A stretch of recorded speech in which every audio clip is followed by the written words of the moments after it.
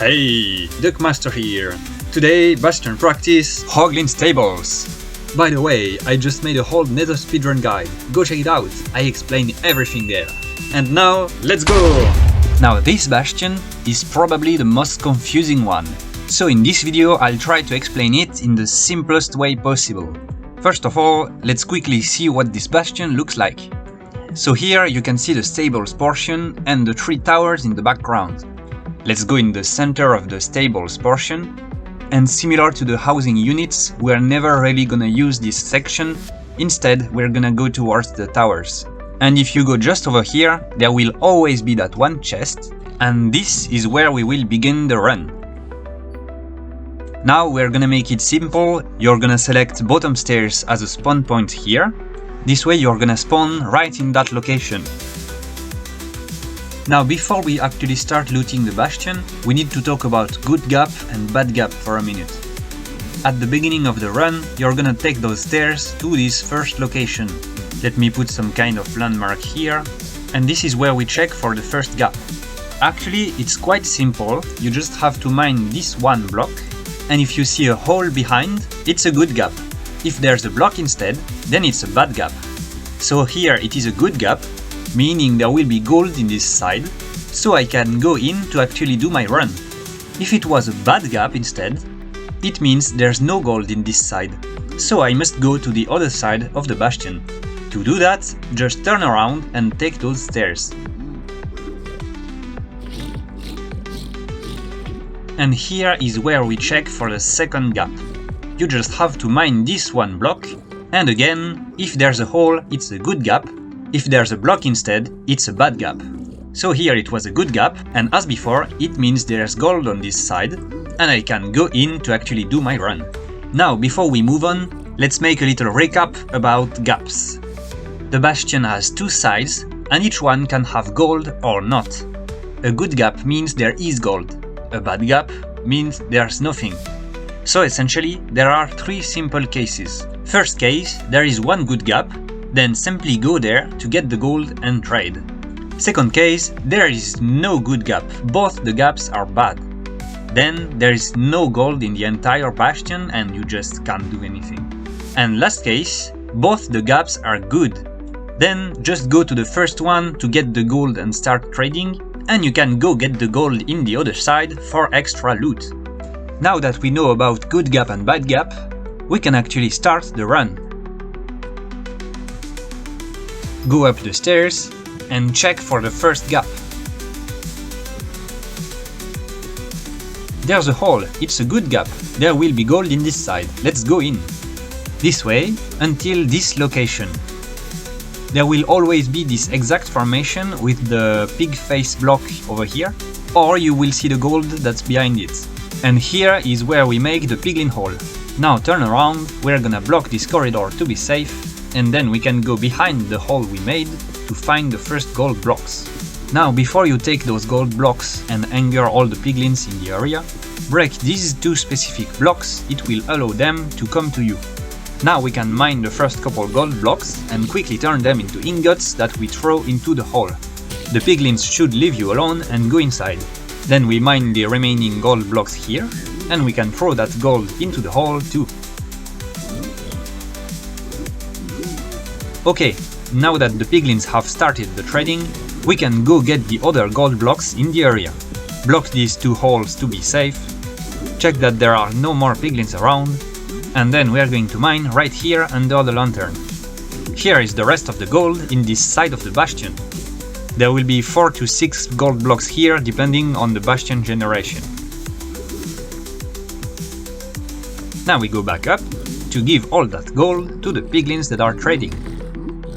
That's the first half of the run. We got the piglins in a hole and gave them all the gold. While they are trading, we are going to loot some chests. We are gonna break that block to go back to where we started the run, and we're gonna start to explore the Bastion and loot chests from there. But before that, let's see how to do the first half of the run if the good gap is on the other side of the Bastion. So now, let's say that when you take the stairs and check for the first gap, you find out that it's a bad gap. In that case, we go upstairs to check the gap in the other side. Here it's a good gap, so we go inside.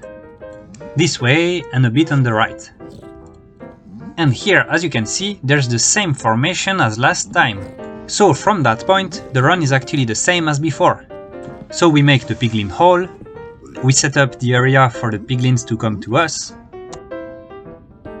and then we can start mining the gold and throw it in the hole to lure the piglins in. Mine the rest of it, throw it in the hole as well, block the holes for safety, and then get the rest of the gold that's under the lantern.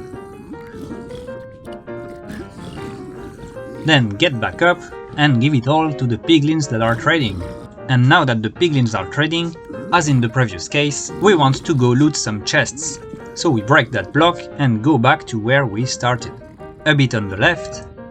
And here is where we dug into the wall to check for the second gap. We're gonna start exploring the bastion from here. So that was for the first part of the run, getting the gold and have the piglins trading. Now with this bastion, usually you will need more obsidian, so the plan is looting some chests while the piglins are trading. First, you can go get the chest that was at the very start of the run, but more importantly, there are lots of chests in the upper part of the towers. There are 3 towers that can be either tall, short or medium size. A medium sized tower will have a chest in the middle and a chest in the upper back. A small tower will have only 1 chest in the upper back. And a tall tower will have a triple chest at the top that you can safely loot just like that. If you're hidden from the piglins when you open the chest, they won't be angry at you.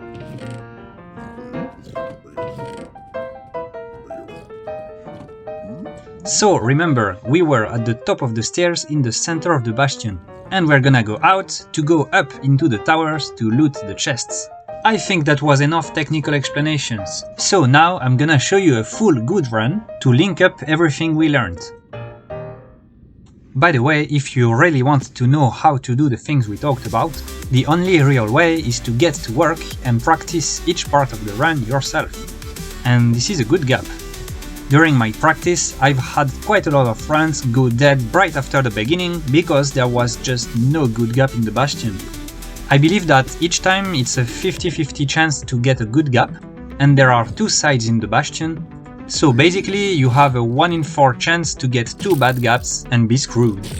If that happens in a real run, the run is pretty much dead. I mean, you can always find another bastion, or get lucky with a couple random gold blocks you still find in this one, but personally I would just reset the run. As I said, it's not very likely to happen though, so most of the time you should be fine.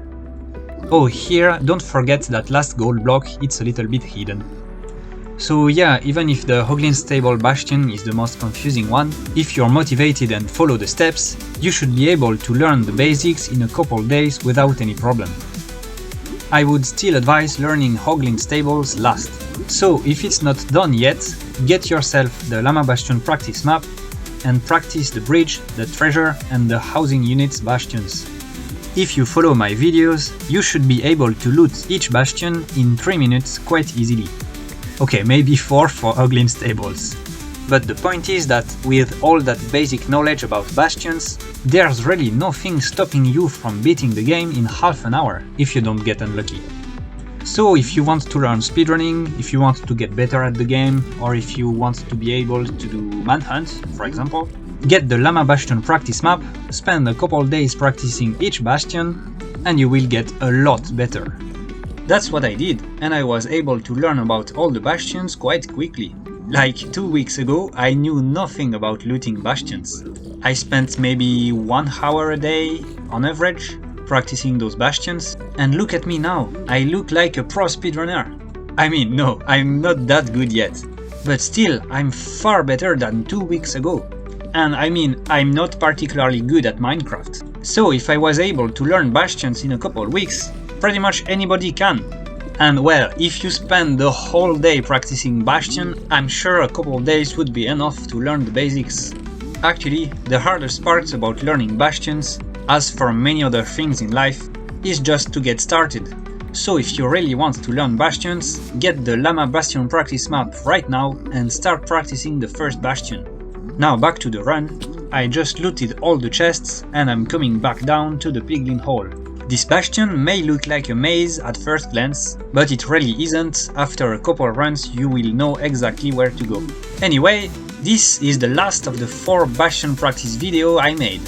So next, I'm gonna be practicing the whole Nether, from looting the bastion to killing the blazes in the fortress.